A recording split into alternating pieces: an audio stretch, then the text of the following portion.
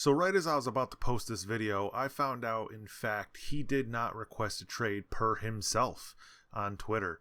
And I really think there's some good discussion here within this video, so I want to still post it. I want to keep it up, but take it all with a grain of salt, and we can kind of talk about what we feel of Cam Reddish, where we think, he belongs on the team, or should he be traded. But as far as asking for a trade himself or wanting out, he has not specifically said that. Thank you very much again for watching. Hope you enjoy. Welcome to The Beat, all you Knicks fans.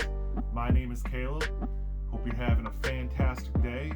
The rumors seem to be, what's swirling around, Cam Reddish wants out. Frankly, I'm not surprised. Let's talk about why.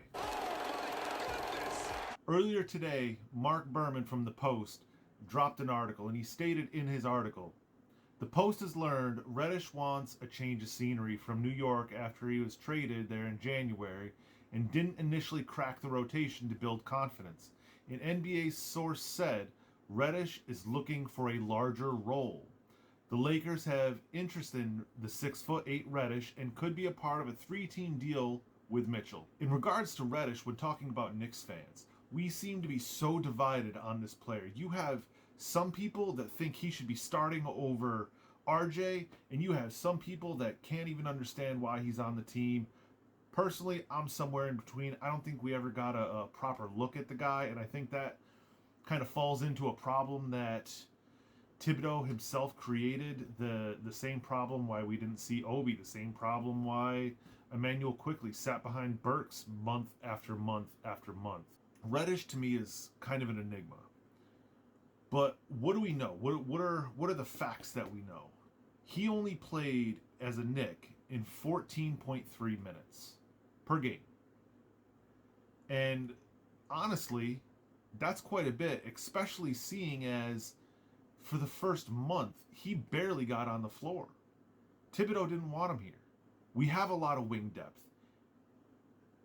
It might not be all NBA wing depth, but we have a lot of wing depth that he had to fight through. You got Fournier, you got RJ. You could even put, Reddish can play the four, but you still have obviously Randall and Obi over there. You have Grimes, who Thibodeau loves. This organization loves Grimes. Where's Reddish going to get his minutes? When he first came to the Knicks, he talked about wanting to be a star. He wanted to leave Atlanta because he wanted somewhere that he could show out. It's kind of hard when you're not even getting on the court. And then unfortunately, he had that shoulder injury. He was a lottery pick, 10th overall in the 2019 draft. He was a teammate at Duke of both Zion and RJ. The Knicks gave up Knox, who he wasn't going to be playing anyway, so we tried to get something for him. And they also gave him a conditional pick from Charlotte. That didn't even end up conveying. So really, the only thing we gave up for him was Knox. You can argue that we gave up a first-round asset for this player, so he should play.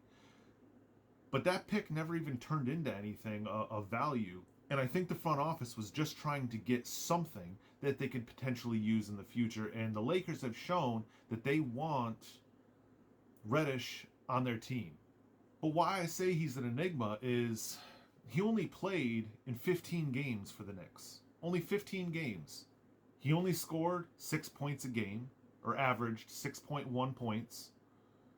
I think Reddish has a ton of potential. He is long, he's tall, he can play the 3 and he can play the 4. He's shown the ability to shoot, but also he's shown inconsistencies on defense.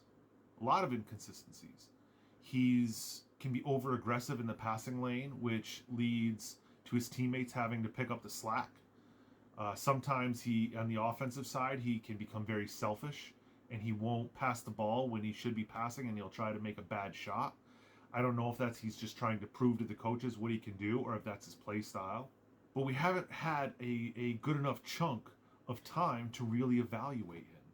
And really, we only have this year if he isn't a part of a trade. But now let's go to why I'm not surprised that he wants out.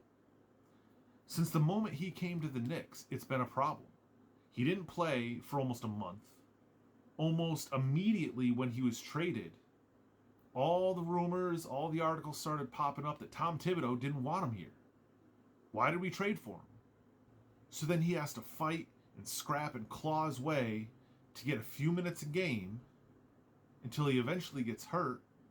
And now every single trade rumor that you hear about, whether it's Donovan Mitchell or somebody else, everybody always seems to be throwing Cam Reddish in that trade rumor. He must feel like, I'm not wanted. I have no chance of getting proper time on this team. Why wouldn't he want to leave? He's going to want to go somewhere where he feels that he's going to get a fair shot at minutes, that's not going to just use him as trade bait. That's all Leon Rose is using him for, is an asset, which I understand, because we do have RJ Barrett, we do have Julius Randle, we did have Fournier, we do have Grimes. But for this kid, this is his year that he has to prove that he's worth a contract.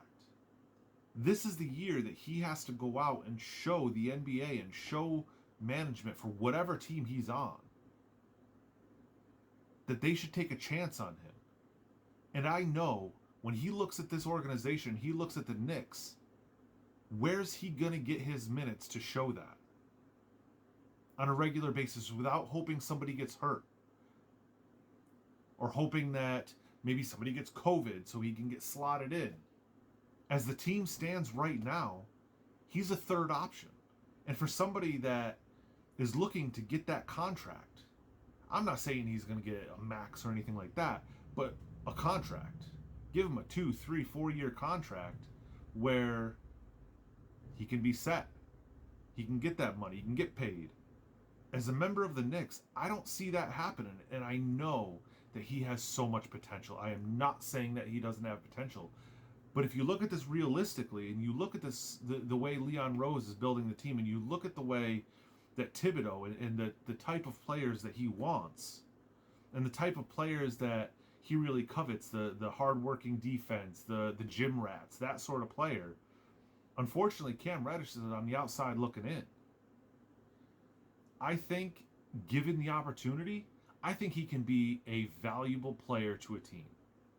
I do. I don't think he's going to be an all-star. I could be wrong, but I don't think he's going to be an all-star.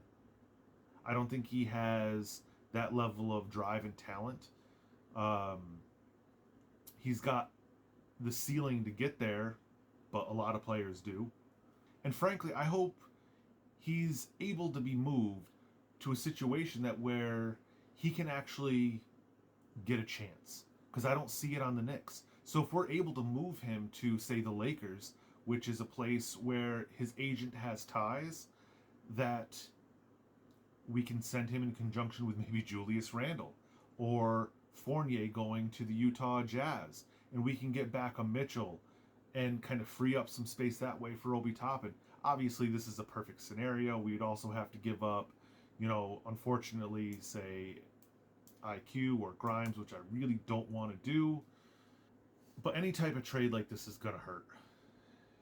There's no way that we can go through with this without losing somebody that has a fan base that we want. But when talking about all these young kids, you have to be able to consolidate. There isn't enough minutes in a game for all of these kids to play. I like Reddish, I do.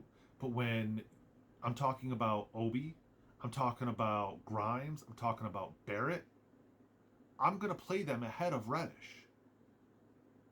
I am. And if he's not going to get minutes on the floor, but we can get something back for him, if there's another team that covets him enough that they're willing to work with us on a deal, do it. Absolutely. It's the same thing with our picks. We have so many picks that we have to consolidate because we don't have enough minutes for all of these young guys. We have to be able to move forward in a smart fashion, and I really do think that moving him is not only in the best interest of the organization of getting assets back for him, but it's in the best interest for Reddish himself to go to a place where he might be able to get more minutes on the floor, be able to prove his worth, and get that contract at the end of the year. Let me know what you guys think in the comments below. Please hit that like button, subscribe for more, and I will see you guys next time. Peace out.